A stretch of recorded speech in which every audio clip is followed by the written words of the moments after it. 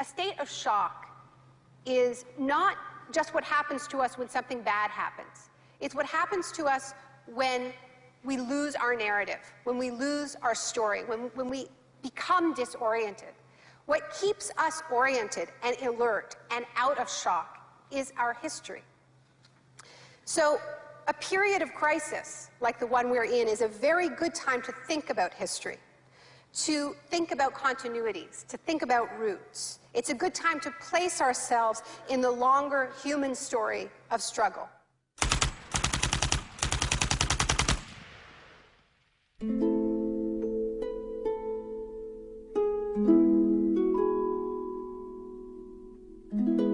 L'histoire a commencé le 1er juin 1951, le jour où des membres des services de renseignement occidentaux rencontrèrent en grand secret des universitaires à l'hôtel Ritz-Carlton de Montréal.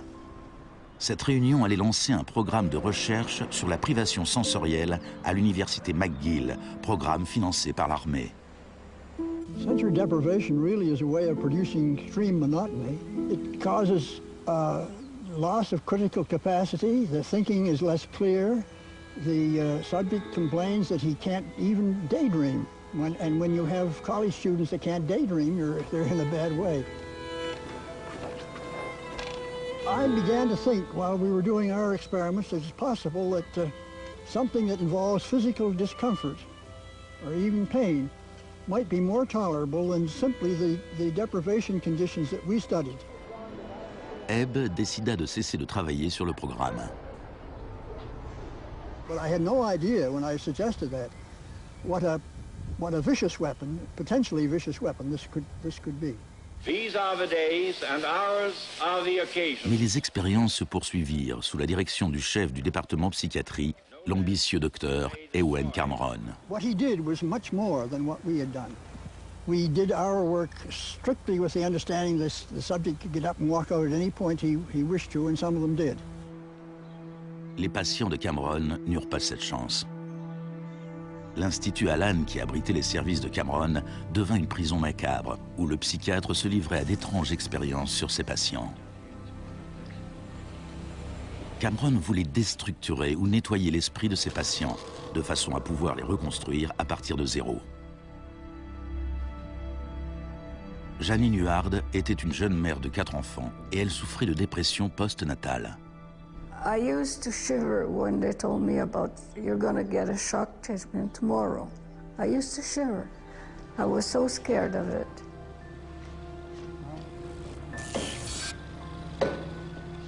And I would wake up in another room, all mixed up and sad, and it used to make me very sad after. You're just like a zombie walking around. Cameron combinait électrochoc, cure de sommeil et messages enregistrés passés en boucle. It says, Janine, Janine, you are running away from your responsibility. You don't want to take care of your husband and children. All the time, the same thing. It sounds like you were being interrogated. Yes, interrogation, but for what purpose? Il ne fallut pas longtemps à la CIA pour mettre en pratique les expériences de Cameron. De nombreuses techniques du docteur figurent dans le Kubark, le manuel d'interrogatoire de l'agence. Les phrases suivantes en sont tirées. It's a fundamental hypothesis of this handbook that these techniques are in essence methods of inducing regression of the personality. There is an interval, which may be extremely brief, of suspended animation, a kind of psychological shock or paralysis. Experienced interrogators recognize this effect when it appears and know that at this moment the source is far more open to suggestion, far likelier to comply than he was just before he experienced the shock.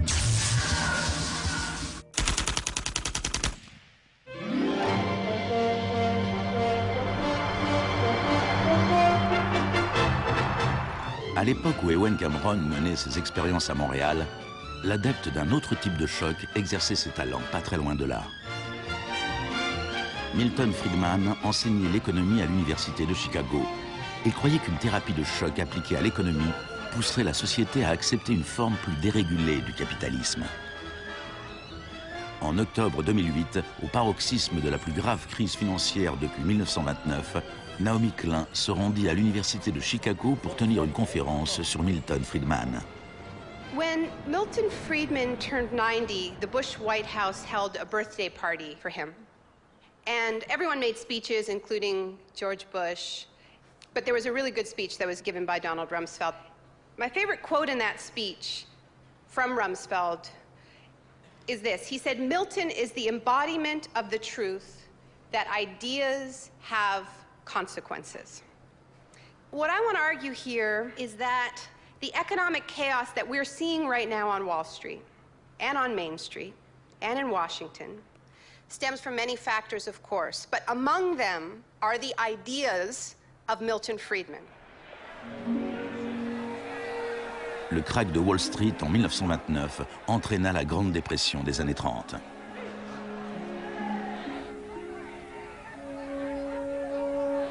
Au cœur de la thèse de Friedman, il y a son opposition au New Deal que le président Franklin Roosevelt décrivit dans son discours d'investiture. Our greatest primary task is to put people to work. This is no unsolvable problem if we face it wisely and courageously. Let me assert my firm belief that the only thing we have to fear is fear itself. Influencé par les idées de John Keynes, Roosevelt lança un vaste programme d'emploi dans les services publics afin de résorber le chômage. Today, depression is a fading memory. Millions of men and women have found employment, and with it confidence and hope. Ce ne fut pas si simple. La dépression dura jusqu'à la Seconde Guerre mondiale, mais après la guerre, le plan Marshall répandit en Europe le modèle keynésien de régulation et d'intervention de l'État.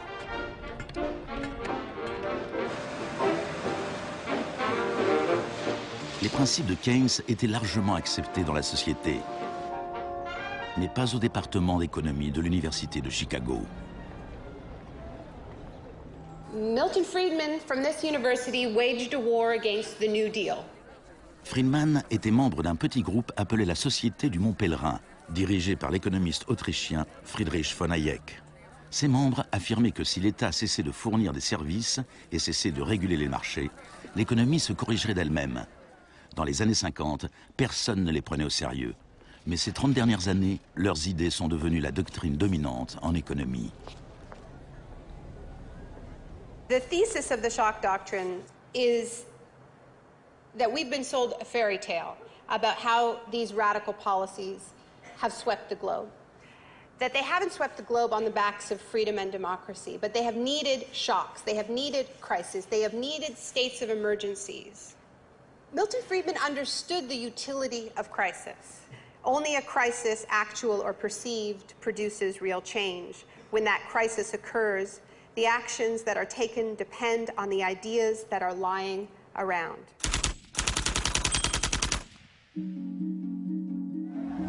C'est au Chili que les disciples de Friedman apprirent pour la première fois à exploiter un choc ou une crise de grande ampleur. Usually the official storytellers of neoliberalism, the official publicists, don't even mention Chile. They start the story with Thatcher and Reagan because it's much more flattering that way. Dans les années 50 et 60, les politiques progressistes de développement mises en œuvre au Chili étaient un exemple pour tous leurs voisins. L'État investissait dans la santé, l'éducation et l'industrie. Les sociétés américaines commencèrent à s'inquiéter pour leurs investissements. La réaction du département d'État américain fut de financer les études des étudiants chiliens et sud-américains afin qu'ils puissent venir étudier l'économie de marché auprès de Milton Friedman. The University of Chicago had a joint arrangement with the Catholic University of Chile, under which a great many Chilean students came to the University of Chicago, were trained by us and received PhDs. Ces étudiants retournèrent au Chili pour y enseigner. Le département économie de l'Université catholique de Santiago devint une mini-école de Chicago. Arnold Harberger, l'économiste responsable du programme, se décrivait lui-même comme un missionnaire dévoué corps et âme. En 1970, le gouvernement d'unité populaire de Salvador Allende remporta les élections en présentant un programme de nationalisation de larges secteurs de l'économie. la compagnie de téléphone chilienne appartenait en majorité à une compagnie américaine, ITT, qui fut à la pointe du combat pour empêcher l'élection d'Allende. ITT avait le soutien de Richard Nixon à la Maison-Blanche. I was not there, but I can tell you what we now know to be a fact. He ordered the CIA to prevent Allende from assuming the presidency.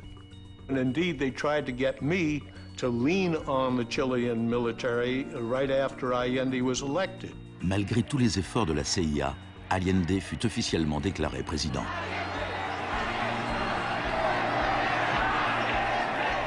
Richard Nixon donna l'ordre au directeur de la CIA de faire hurler l'économie.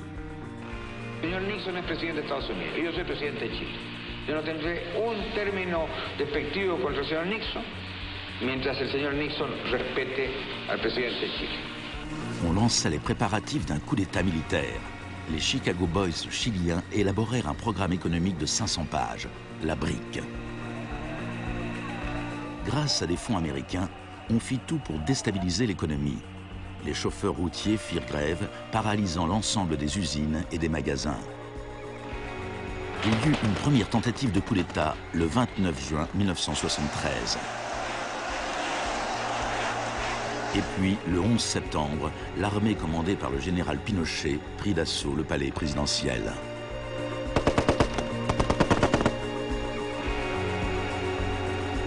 Cela faisait 41 ans que le Chili vivait dans une démocratie pacifique, quand elle fut brutalement renversée par la violence.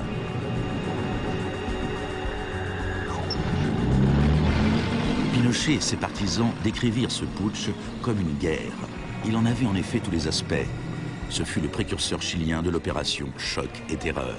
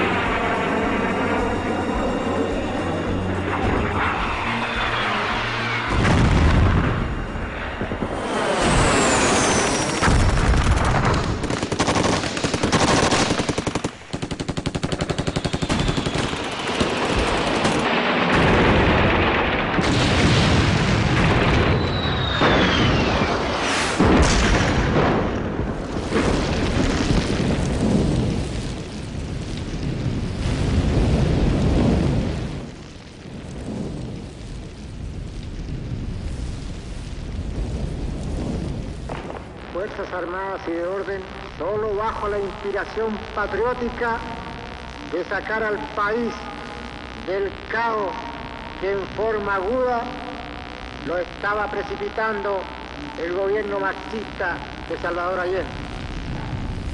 Les Chicago Boys remirent leur programme économique, la brique, à Pinochet.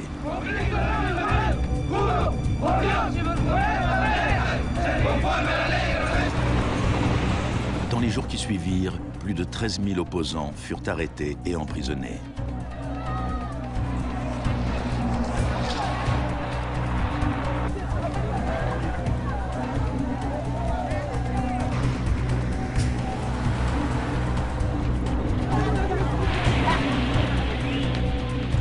Des milliers de prisonniers furent enfermés dans le stade national. Beaucoup furent torturés. Dans le monde entier, on parlait du Chili. ¿Cuántas personas?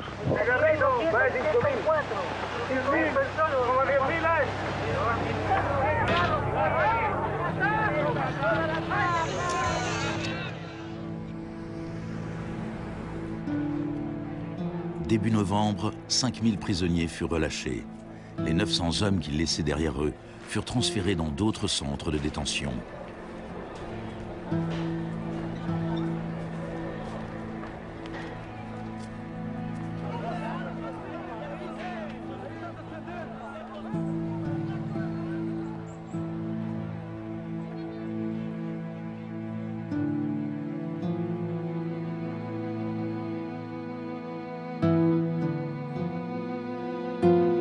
Moins Moins d'un mois plus tard, la FIFA autorisait le Chili à disputer un match qualificatif pour la Coupe du Monde dans ce même stade. Leur adversaire, l'Union soviétique, refusa d'y jouer. Le Chili fut autorisé à marquer dans un but vide et put ainsi disputer la Coupe du Monde 1974.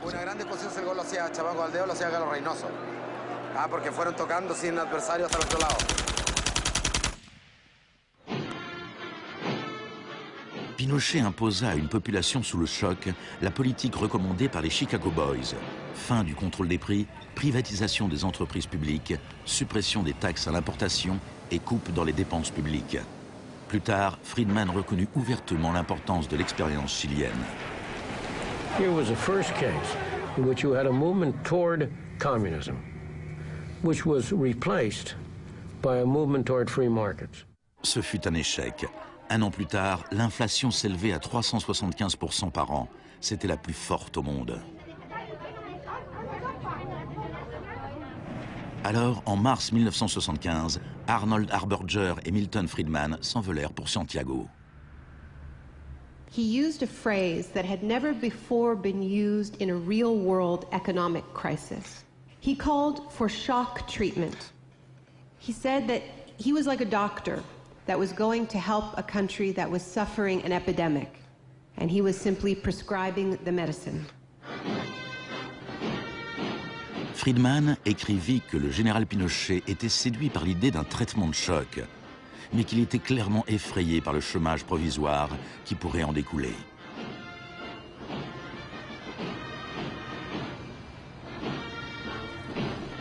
Il devint rapidement évident que la politique économique de Friedman bénéficiait aux riches au détriment des pauvres. On a calculé qu'une famille qui essayait de survivre avec un salaire moyen devait consacrer 74% de ses revenus à l'achat du pain. Les tickets de bus ou le lait étaient devenus un luxe. Pinochet supprima la distribution gratuite de lait à l'école, une mesure qui fit écho à la politique controversée d'une jeune ministre de l'Éducation en Grande-Bretagne, qui devint plus tard son amie.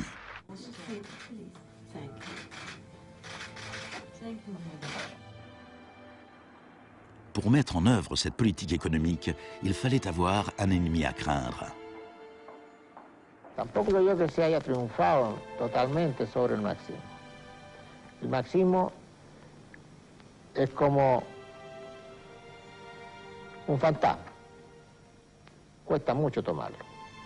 Mejor dicho, no se puede tomar.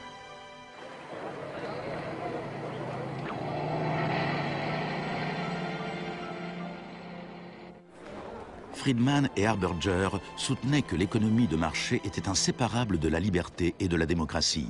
Mais au Chili, où leurs idées étaient mises en application dans le contexte d'une dictature militaire, c'est le contraire qui était vrai. De nombreux Sud-Américains établirent un lien direct entre les chocs économiques qui appauvrissaient des millions de gens et l'épidémie de torture infligée à ceux qui croyaient en une société différente. L'un d'entre eux était Orlando Letelier. Letelier avait été l'ambassadeur d'Allende à Washington. Il passa une année entière dans les prisons de Pinochet avant d'être exilé aux États-Unis.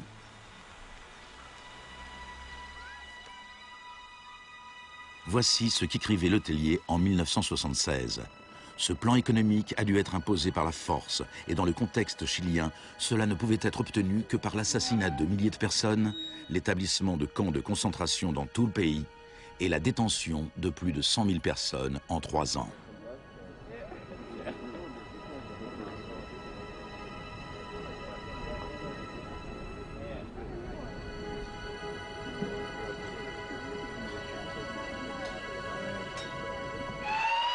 Moins d'un mois plus tard, Letelier fut tué dans un attentat à la bombe.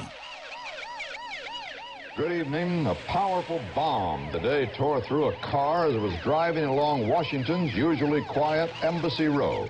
The Chilean was Orlando Letelier, who also had been foreign minister during the last months of the late Salvador Allende's Marxist regime. Richard Roth reports. Un membre de la police secrète de Pinochet, Michael Townley, était derrière l'attentat. Il était entré aux États-Unis grâce à un faux passeport avec l'accord de la CIA. Michael, buenas noches. Buenas noches, Pablo. La opinión del Poder Judicial chileno, ¿hay confianza en él? Mire, yo confío plenamente en la justicia chilena como patriota y luchador antimarxista y juntista por sobre todas las cosas.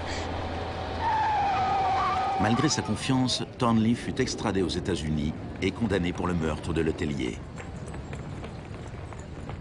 Au Chili, la dictature militaire de Pinochet dura 17 ans. Et pourtant, Harberger refusait toujours de voir la réalité. You cannot have a repressive government for long within a genuinely free economic system. L'année même où Orlando Letellier fut assassiné, Milton Friedman reçut le prix Nobel d'économie. You know, you people have such a distorted idea of what went on. Let me tell you some facts. Number one, I was offered 2 honorary degrees by universities in Chile before I went down. I refused to take them because those universities were being supported in part by public funds, and I did not want to appear in any way to provide any support to the political system in Chile. I'm not a representative of Chile. I'm not an advisor to Chile. I have no commitments to the government of Chile.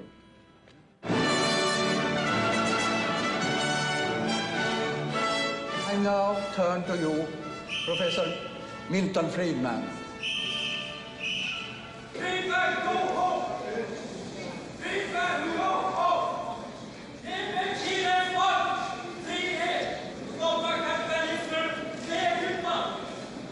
I am very sorry for this incident.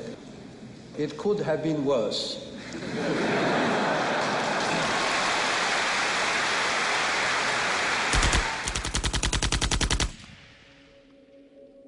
What I'm trying to do in the shock doctrine is tell an alternative history of how this savage stream of pure capitalism that we've been living, capitalism unrestrained, came to dominate the world. Le Chili n'était pas le seul pays d'Amérique latine qui suivait la politique préconisée par l'école de Chicago. Les disciples de Friedman tenaient des postes clés au Brésil et ils conseillaient le gouvernement uruguayen. Le 24 mars 1976, un putsch militaire renversa le gouvernement d'Isabel Perón en Argentine. Une junte de 3 généraux dirigée par le général Videla prit le contrôle du pays. Les Chicago Boys décrochèrent des postes économiques très importants au sein du gouvernement militaire. Ils profitèrent de l'occasion pour effectuer des changements majeurs dans la vie économique et sociale. Moins d'1 an après le coup d'État, les salaires avaient perdu 40% de leur valeur. Les usines fermaient. La pauvreté se multipliait. Comme au Chili, il a fallu terroriser la population pour lui faire accepter ces mesures économiques. Videla avait appris de Pinochet. Il adopta la tactique des disparitions. Mélange de terreur publique et privée, ces disparitions étaient souvent exécutées en plein jour, mais elles pouvaient toujours être niées.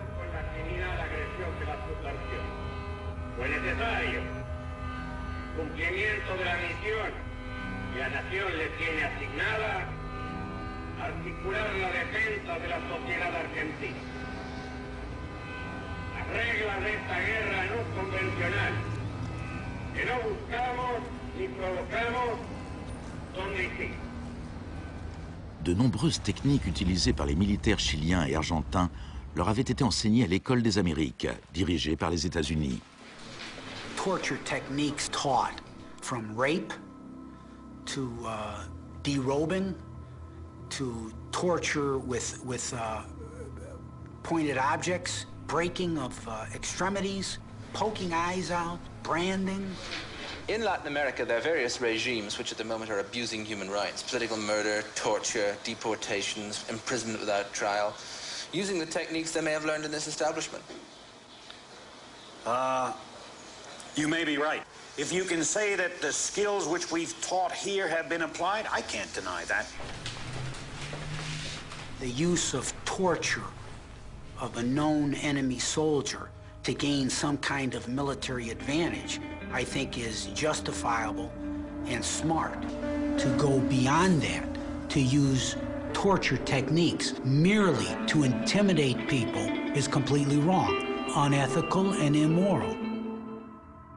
Mais en Argentine et au Chili, ces techniques de torture ne furent pas utilisées seulement sur des soldats ou sur des terroristes, mais sur des étudiants, des syndicalistes et sur tous ceux qui s'opposaient à la politique économique ultralibérale du régime.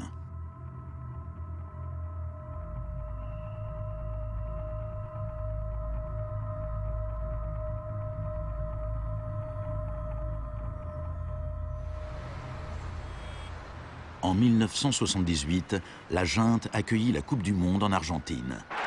La finale se joua dans un stade situé à 1 kilomètre à peine du plus grand centre de détention du pays, où des milliers de prisonniers étaient torturés. Decir que con los goles, con el grito de gol, se tapaba la voz de los secuestrados, los gritos de los secuestrados era una realidad. Organización extraordinaria, miles y miles de banderas, miles y miles de gargantas enronquecidas, 25 millones de argentinos que tienen un solo color, el celeste y blanco. El fútbol ha hecho el milagro del país, de este país maravilloso que nos siguen atacando a aquellos. Et l'Argentine poussa le régime de la terreur encore plus loin que le Chili. Parmi les disparus se trouvaient des centaines de femmes enceintes. On les laissa accoucher avant de les exécuter.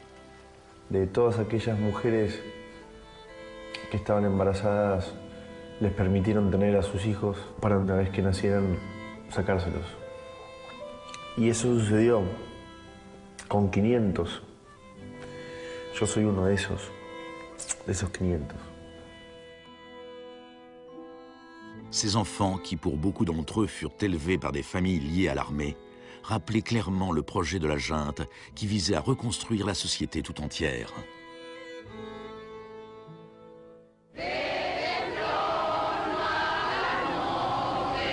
Alors que la junte était toujours au pouvoir, des mères et des grands-mères de disparus commencèrent à manifester sur la place de Mai.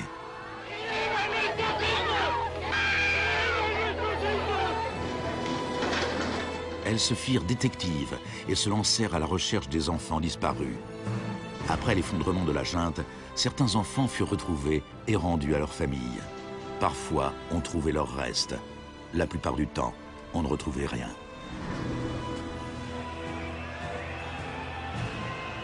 Le général Videla fut reconnu coupable de meurtre, d'enlèvement et de torture.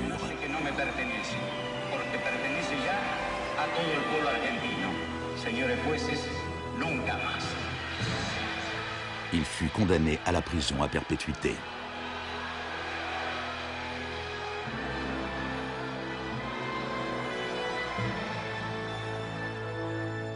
Now, these early experiments in Latin America presented Friedman and his cohorts with a serious ideological problem. Friedman had promised that these policies would not just make the elites richer, but that they would create the freest possible societies, that this was a war against tyranny, that capitalism and freedom went hand in hand.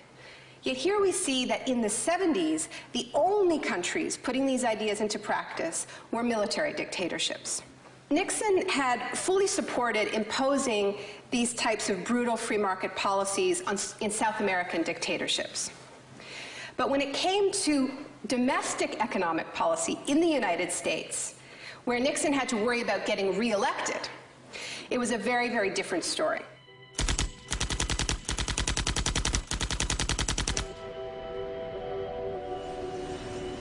Friedman entretenait d'excellentes relations avec Nixon.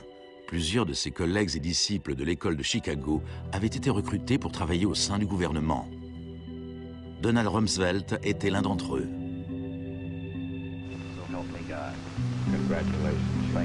Mais en 1971, en plein marasme économique, Nixon tourna le dos aux idées de Friedman et imposa une politique de contrôle des salaires et des prix. Rumsfeld fut chargé de l'appliquer. I have for long been opposed to the wage and price control. I believe it involves government intervention with the freedom of individuals. I think it's intolerable. Cette politique keynésienne fut un succès et Nixon fut réélu pour un second mandat à une écrasante majorité. C'était un camouflet pour Friedman. Puis, en 1979, Margaret Thatcher fut élue Premier ministre du Royaume-Uni. Son gourou intellectuel était l'ancien mentor de Milton Friedman, Friedrich von Hayek. Et à peine un an plus tard, Ronald Reagan était élu président des États-Unis.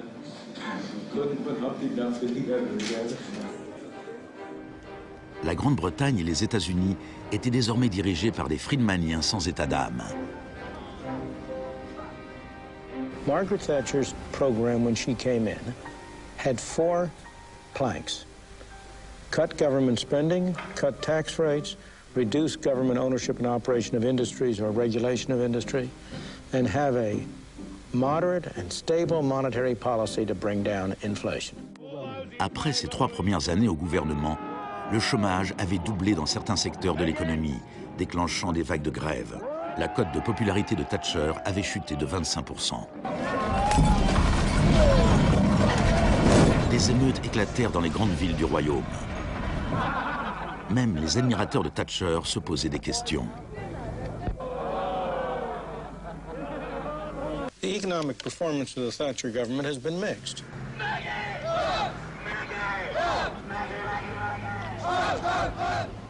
To those waiting with bated breath for that favorite media catchphrase, the U-turn, I have only one thing to say.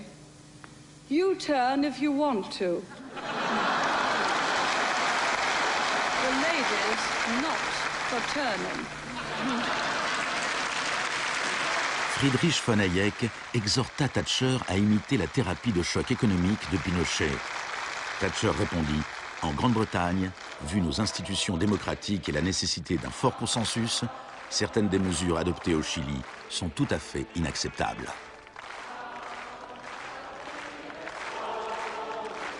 Thatcher's profound unpopularity seemed to be proving once again that free market fundamentalism was simply too unpopular, too directly harmful to too many people to survive in a democratic state where governing requires getting the consent of the governed, unlike a military dictatorship. What pulled Thatcher back from the abyss and ultimately saved the project was a crisis. Indeed, it was the ultimate crisis. It was a war.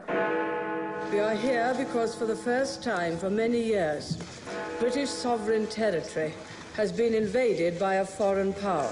The government has now decided that a large task force will sail as soon as all preparations are complete. HMS Invincible will be in the lead. La plupart des Britanniques n'avaient jamais entendu parler des îles Malouines. Mais quand l'Argentine envahit ce petit archipel perdu à des milliers de kilomètres dans l'Atlantique Sud, Thatcher sauta sur l'occasion et justifia son surnom de Dame de Fer. Gentlemen, I've just heard that the white flag is flying over Stanley. La guerre fut terminée en moins de 3 mois.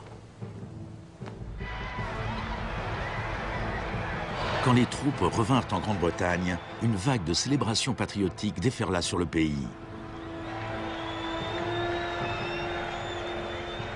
Thatcher remporta les élections de 1983 avec une écrasante majorité. Elle pouvait maintenant lancer une thérapie de choc économique semblable à celle qu'on avait vue au Chili.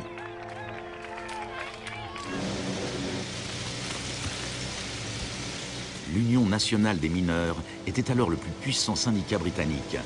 Quand l'Office national du charbon décida de fermer des puits, les mineurs ripostèrent par la grève. Parts of central London are brought to a halt as thousands of miners and sympathizers march through the city in support of the miners' strike. It's Britain's longest and most bitter since 1926 and the most expensive ever. La grève dura presque 1 an. Thatcher utilisa tous les moyens à sa disposition pour en finir avec le syndicat.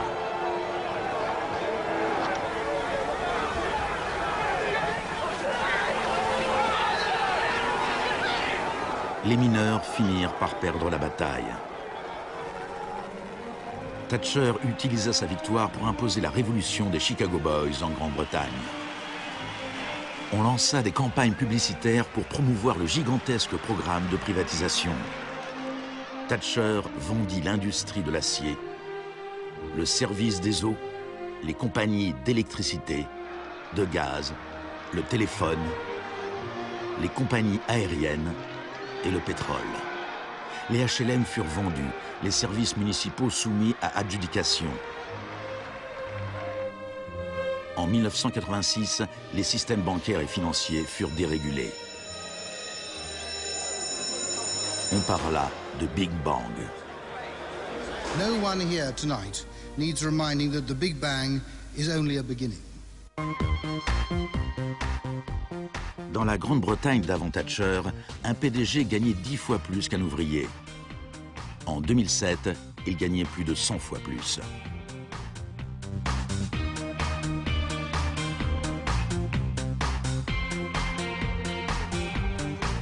Aux États-Unis avant Reagan, un PDG gagnait 43 fois plus qu'un salarié moyen. En 2005, il gagnait plus de 400 fois plus que ce même salarié. Friedman reconnut ouvertement l'importance de Thatcher et Reagan dans la propagation des idées de l'école de Chicago à travers le monde. The coincidence of Thatcher and Reagan having been in office at the same time was enormously important for the public acceptance worldwide of a different approach to economic and monetary policy. Thank you very much. What I'm describing now is a plan and a hope for the long term. The march of freedom and democracy, which will leave Marxism, Leninism on the ash heap of history as it has left other tyrannies which stifle the freedom and muzzle the self-expression of the people.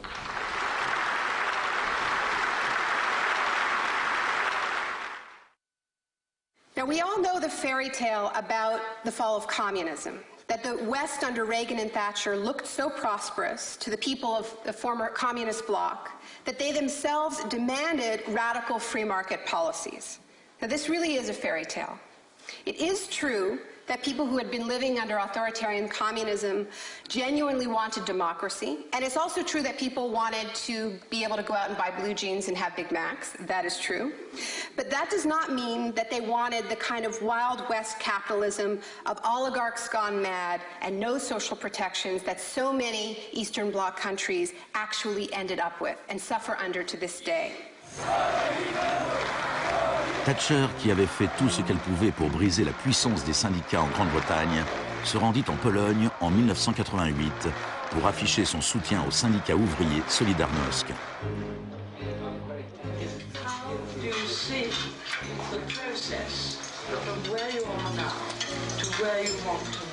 En Pologne, les grèves amenèrent Solidarność à participer aux élections générales de juin 1989.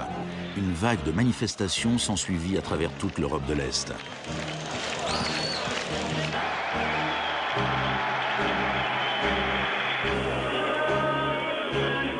Par le passé, l'Union soviétique avait écrasé par la force tout mouvement démocratique. Mais l'Union soviétique avait à sa tête un nouveau type de leader. Mikhail Gorbatchev était engagé à fond dans la glasnost et la perestroïka. Il parlait d'une troisième voie, d'une transition progressive vers une social-démocratie à la scandinave, quelque chose qui serait situé entre l'économie de marché capitaliste et le communisme. Gorbatchev plaisait au public et aux politiciens occidentaux.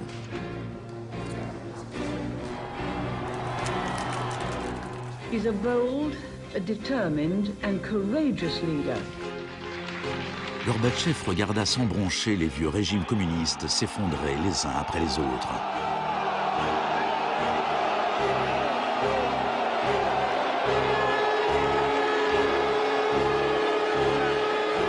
À la fin de l'année, le plus célèbre symbole de la division de l'Europe s'écroulait.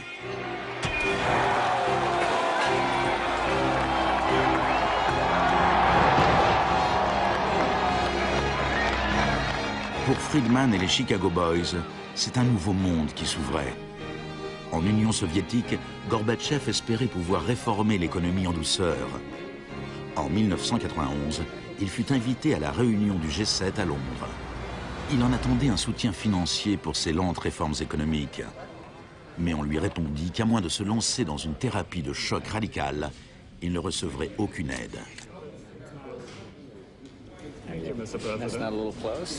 Le mois suivant, une tentative de coup d'État dirigée contre Gorbatchev éclata à Moscou. Les tenants de la ligne dure au sein du Parti communiste firent arrêter Gorbatchev dans sa maison de vacances en Crimée. Les tanks encerclèrent la Maison Blanche, le Parlement russe.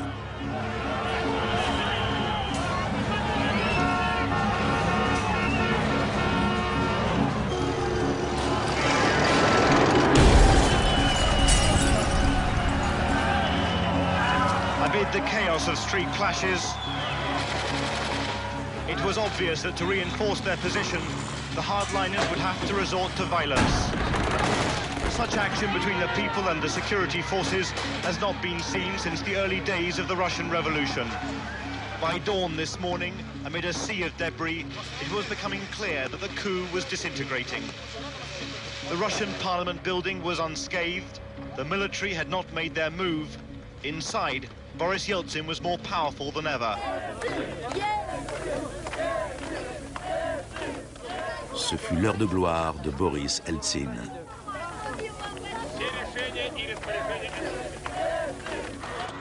Gorbatchev fut libéré et revint à Moscou, mais son pouvoir était très affaibli. Я выражаю признательность за принципиальную позицию россиянам, президенту России Борису Николаевичу Ельцину. En décembre 1991, l'Union soviétique fut officiellement dissoute. Ce fut un choc immense pour le peuple russe. Eltsine avait désormais la haute main sur l'économie au sein de la Fédération russe. L'économie de marché fit son apparition dans le pays. Ce fut le chaos.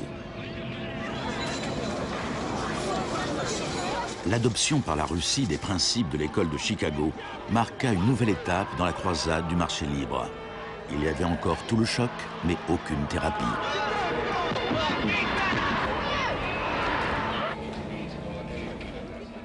On vantait l'émergence d'un capitalisme populaire, mais dans les faits, seule une petite poignée d'affairistes amassait des fortunes considérables.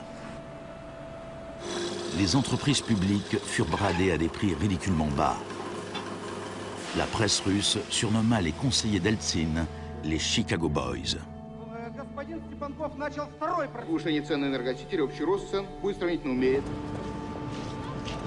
La thérapie de choc appliquée par Eltsine fut telle qu'en 1992, la consommation moyenne avait chuté de 40% en un an. Un tiers des Russes vivaient sous le seuil de pauvreté et les salaires étaient versés avec des mois de retard. One expert today predicted 140 million Russians will soon be living below the poverty line. La corruption sévissait partout. Le crime organisé explosa. Moscou était devenu le nouveau Far West.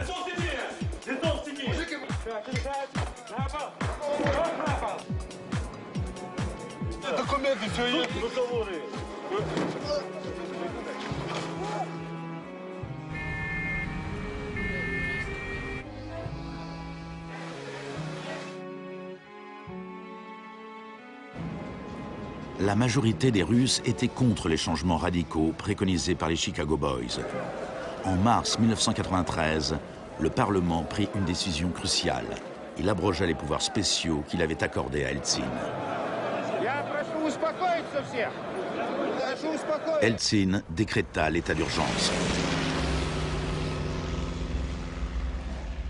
Mais la Cour constitutionnelle déclara sa décision illégale.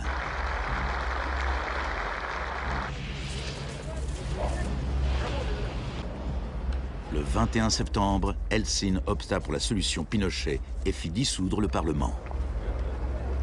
Сегодняшнего дня прерывается осуществление законодательной, распорядительной и контрольной функций съезда народных депутатов. L'Occident pesa de tout son poids du côté d'Eltsine.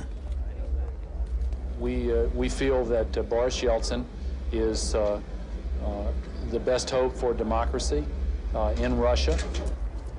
2 jours plus tard, le Parlement votait la destitution d'Eltsine par 636 voix contre 2. Des milliers de partisans des parlementaires s'assemblèrent devant la Maison-Blanche et marchèrent sur l'immeuble de la télévision.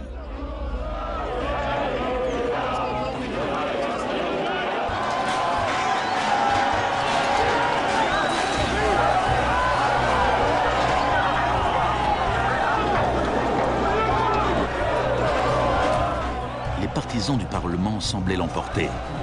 Eltsine interrompit ses vacances et rentra précipitamment à Moscou. Cette nuit-là, les troupes d'Eltsine reprirent l'initiative et une centaine de manifestants furent tués.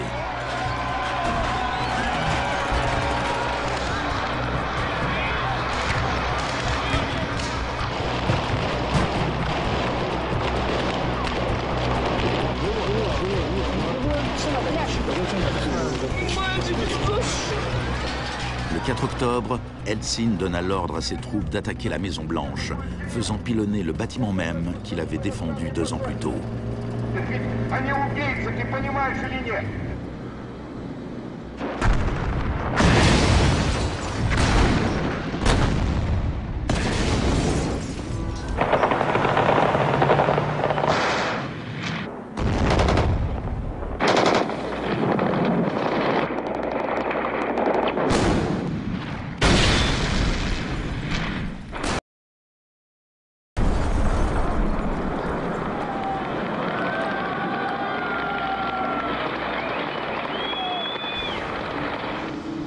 Warren Christopher, le secrétaire d'État américain, déclara « Les États-Unis ne soutiennent pas de gaieté de cœur la dissolution du Parlement, mais les circonstances sont exceptionnelles. »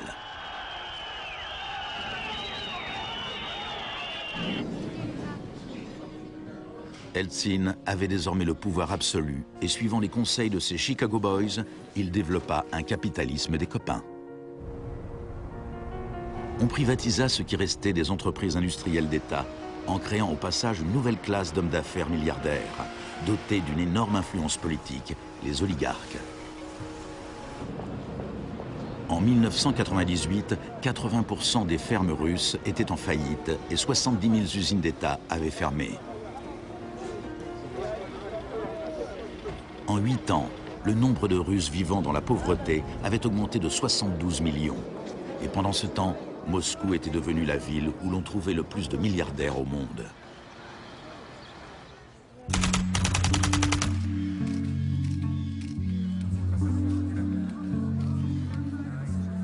Good afternoon. Thank you for coming. Today it is my honor to announce that I'm submitting the name of Donald Rumsfeld to be Secretary of Defense. I look forward to serving our country again.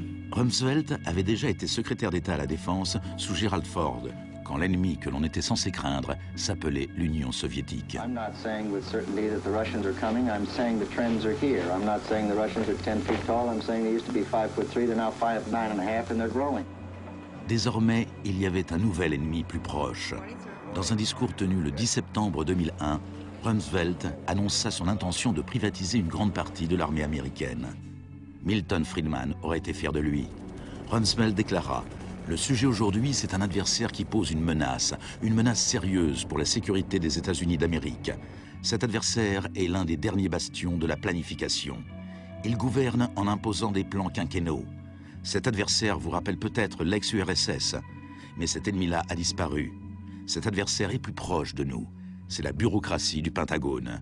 Aujourd'hui, nous déclarons la guerre à la bureaucratie. Le lendemain, le vol 77 d'American Airlines s'écrasait sur le Pentagone, causant la mort de 184 personnes.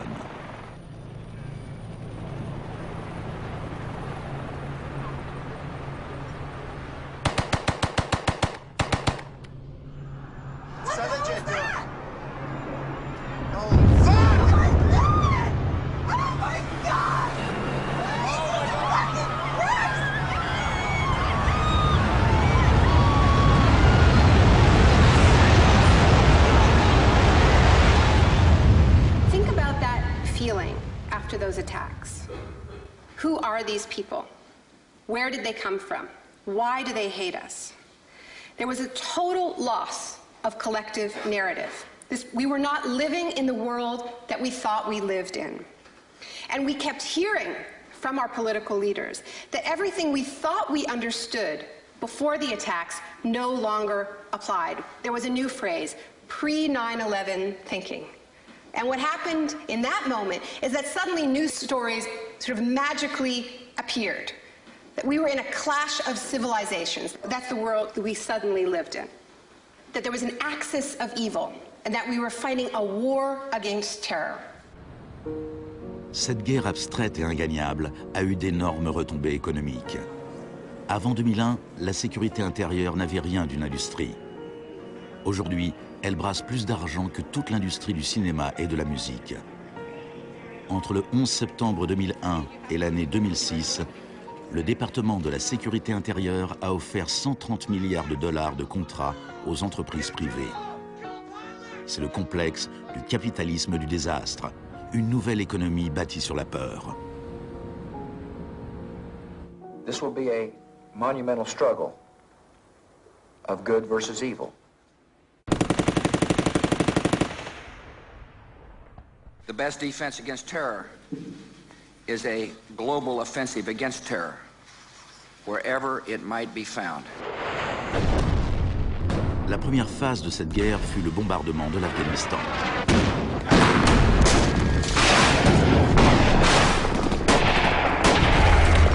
Le gouvernement des talibans fut rapidement renversé.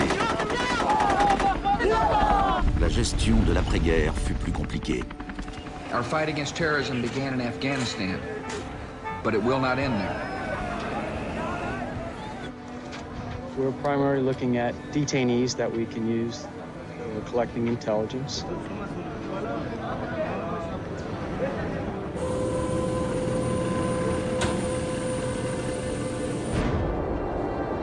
C'est à Guantanamo que pour la première fois, les techniques du manuel de Kubark furent explicitement et publiquement utilisées par les forces américaines avec l'approbation officielle de la Maison-Blanche.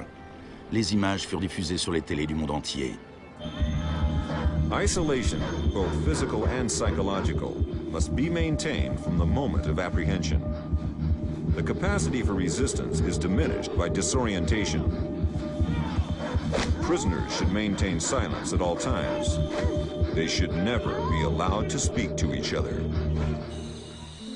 Parmi ces prisonniers, il y avait Asif Iqbal, Rouhal Ahmed et Shafiq Rasool de Timpton en Angleterre.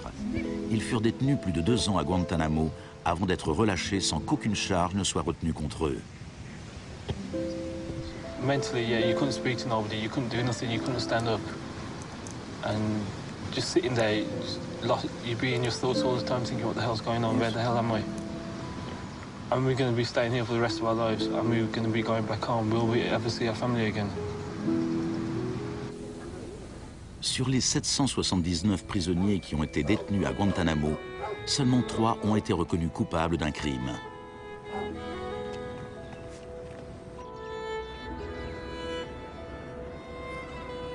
Well, the only thing I know for certain is that these are bad people. It was a message to the whole world, and the message was clear. It was, this is what happens to you if you get in our way. The war on terror is not about one man, and it is not about one country. De nombreuses raisons furent avancées pour justifier l'invasion de l'Irak. Mais si les États-Unis avaient vraiment voulu attaquer un pays où se cachaient sans doute les chefs d'Al-Qaïda, un pays qui possédait l'arme nucléaire et qui vendait cette technologie nucléaire à d'autres pays, alors c'est le Pakistan qui aurait dû être visé. Le Pakistan entretenait des relations étroites avec les talibans et il était dirigé par un dictateur militaire. Mais George Bush choisit comme cible l'Irak, un pays qui possédait les 3e plus grandes réserves de pétrole au monde.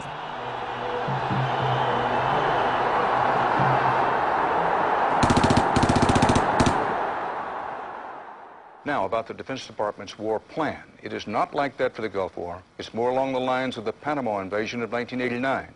CBS News has been told it would start on what's called A-Day. A as in airstrikes. Airstrikes so devastating, they would leave Saddam's soldiers unable or unwilling to fight. The idea is to rain down the thunder so hard as to create, quote, shock and awe. If the Pentagon sticks to its current war plan, one day in March, the Air Force and Navy will launch between 300 and 400 cruise missiles at targets in Iraq.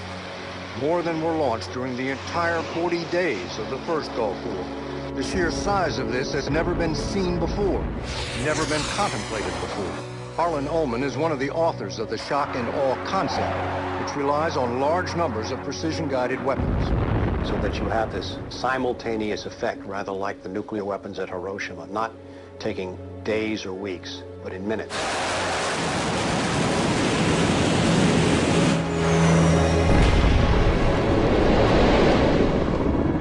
You also take the city down. By that I mean you get rid of their power, their water, and you begin this relentless campaign to wear them down so that 2, 3, 4, 5 days they are physically, emotionally, and psychologically exhausted. Last night, a square mile in central Baghdad seemed like hell on earth. Pendant la première vague des bombardements, les habitants de Bagdad subirent une version de la privation sensorielle décrite dans le manuel de Kubark. Dans le chaos qui suivit le renversement de Saddam Hussein, les États-Unis ne firent pas grand-chose pour faire cesser le pillage. Certains responsables américains pensaient même que cela leur facilitait le travail pour démanteler l'État irakien. John Agresto, chargé de la reconstruction des universités, déclara qu'il voyait le pillage des écoles comme une bonne occasion de tout reprendre à zéro.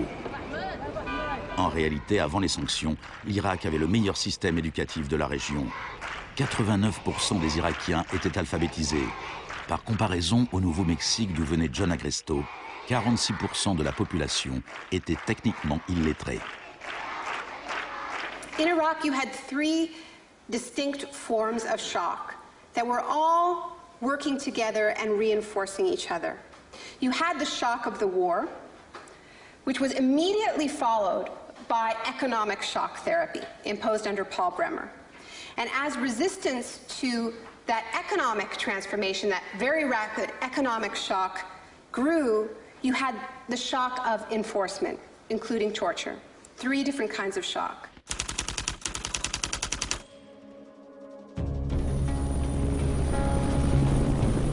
En mai 2003, Paul Bremer fut nommé administrateur américain en Irak. 2 semaines après son arrivée, il déclara le pays ouvert aux affaires. We considered that the coalition had very broad authorities to determine the direction of the Iraqi economy. Bremer ne connaissait pas grand-chose à l'Irak, mais il connaissait bien le capitalisme du désastre. Dès le début du boom de la sécurité intérieure, il s'était lancé comme expert conseil dans le domaine des mesures de crise. Today is a very important day in Baghdad. Bremer passa les 4 premiers mois à signer des décrets tout droit sortis de l'école de Chicago. Rumsfeld décrivit les nouvelles lois irakiennes en matière d'investissement et d'impôts comme les lois les plus avancées et les plus incitatives du monde libre. L'une des premières décisions de Bremer fut de licencier 500 000 fonctionnaires. Ce fut présenté comme une mesure de débahatification, mais le démantèlement de l'État était aussi une mesure typiquement friedmanienne. On promit des aides pour la reconstruction. Our investment in the future of Afghanistan and Iraq is the greatest commitment of its kind since the Marshall Plan. Mais dans la réalité, les choses furent tout à fait différentes. Le plan Marshall avait pour objectif de relancer l'industrie européenne, alors que l'argent de l'aide américaine en Irak est allé dans les poches des compagnies américaines. Quand du travail provenait jusqu'aux Irakiens, c'était tout au bout d'une chaîne de sous-traitants. Creative Associates reçut plus de 100 millions de dollars pour rédiger des programmes éducatifs et imprimer les nouveaux manuels scolaires. La société de conseil en management et technologie Bearing Point reçut 240 millions de dollars pour élaborer un modèle économique basé sur le marché applicable à l'Irak. La société RTI, basée en Caroline du Nord, toucha 466 millions de dollars pour ses conseils afin d'introduire la démocratie en Irak. Et Halliburton reçut 20 milliards de dollars pour ses frais, en plus de ses contrats irakiens. Parsons reçut 186 millions de dollars pour construire 142 cliniques. On en construisit seulement 6. La fourniture d'eau et d'électricité ne s'améliorera pratiquement pas, malgré les milliards dépensés pendant les 4 premières années. We're going to succeed here, and when we succeed here, we will have done something important, not just for 25 million Iraqis. We will have done something that serves Western interests in this whole region. Même la nouvelle monnaie irakienne était imprimée à l'étranger. Let me show you an example of these notes.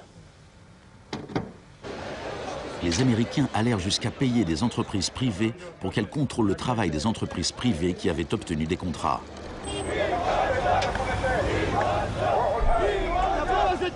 I was in Baghdad in 2004, and this is the period when bombs started to go off regularly in Baghdad. In fact, the night that I arrived, a bomb went off very near our hotel. But what was really striking to me in this period was that despite the violence and despite the chaos, the next day, Iraqis were out in the streets protesting. 19 killed and 100 injured in Najaf. And what they were demanding at this time was elections, the right to actually have a say in what the post-Saddam era would look like. Now, in the early days of the occupation, the protests were peaceful, but as time went on, and the protests didn't have an effect, more and more Iraqis joined the armed resistance.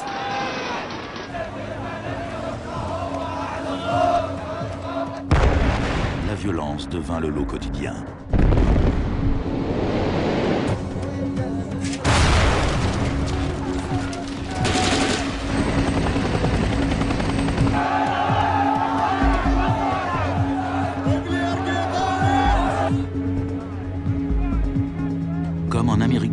30 ans auparavant, les corps étaient souvent jetés au bord des routes afin d'intimider les opposants. Voilà les disparus d'Irak.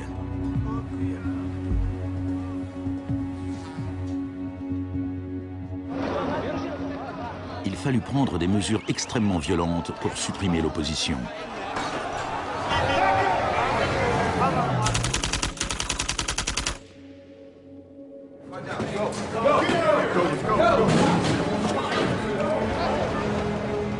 Pendant les 3 premières années et demie d'occupation, 61 500 Irakiens furent arrêtés. Au printemps 2007, 19 000 étaient encore emprisonnés. En prison, ils subirent des interrogatoires dont les techniques remontaient à celles que la CIA avait mises au point à la suite des expériences du docteur Cameron dans les années 50.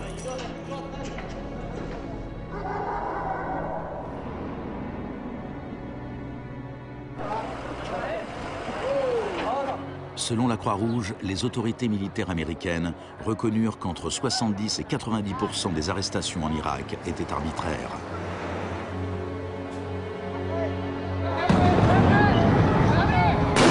Le chaos irakien ressemble bien à un échec pour la thérapie de choc. Mais le capitalisme du désastre n'allait pas s'arrêter là pour autant. Le désastre lui-même présentait une bonne occasion de s'enrichir.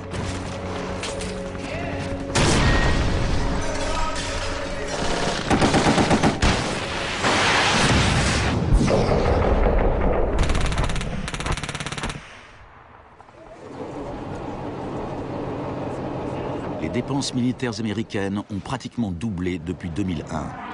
Elles frôlent maintenant les 700 milliards de dollars par an. Déjà en 1961, le président Eisenhower, qui était pourtant tout sauf un homme de gauche, soulignait les dangers d'un appareil militaire trop puissant. Now this conjunction of an immense military establishment and a large arms industry is new in the American experience. We must guard against the acquisition of unwarranted influence, whether sought or unsought, by the military-industrial complex. We must never let the weight of this combination endanger our liberties or democratic processes. Il n'y a jamais eu dans l'histoire récente de guerre aussi privatisée que cette guerre en Irak. La zone verte de Bagdad est une version extrême de ce qui se passe ailleurs sur la planète. On a là un monde privatisé qui vit en sécurité, protégé du chaos extérieur.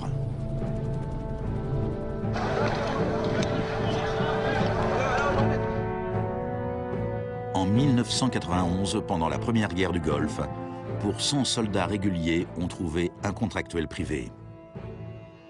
En 2003, au début de la guerre en Irak, pour 100 soldats, on comptait 10 contractuels. En 2006, pour 100 soldats, il y avait 33 contractuels. Un an plus tard, pour 100 soldats, il y en avait 70. En juillet 2007, il y avait plus de contractuels en Irak que de soldats réguliers. On était bien au-delà de ce que Milton Friedman lui-même aurait osé rêver. The only things I would not denationalize are the armed forces, the courts, and some of your roads and highways. L'une des plus importantes sociétés de sécurité était la société américaine Blackwater. En avril 2004, pendant le soulèvement de Najaf, Blackwater prit le commandement des opérations, malgré la présence des Marines. Des dizaines d'Irakiens furent tués lors des combats. Les États-Unis avaient garanti aux mercenaires qu'aucune loi irakienne ne s'appliquerait contre eux. Ils opéraient donc en toute impunité, un peu comme à Guantanamo. I asked your Secretary of Defense a couple months ago what law governs their actions. Mr. I was going to ask him. Go ahead.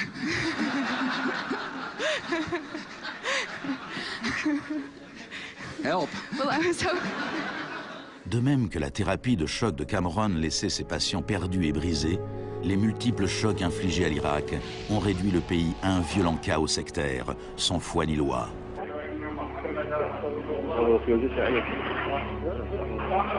À l'époque de l'exécution de Saddam Hussein en 2006, 1 millier d'Irakiens étaient assassinés chaque semaine.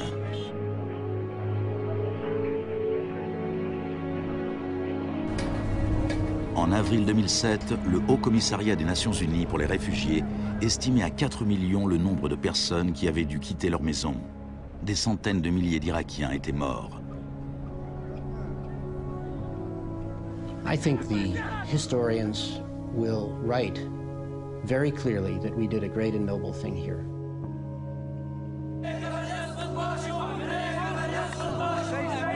المسيرة بحد ذاتها هي ضد الإرهاب، ضد الإرهاب الأمريكي، لأن الأمريكان يقتلون النساء ويعتقلون النساء ويقتلون الأطفال ويهينون الشيوخ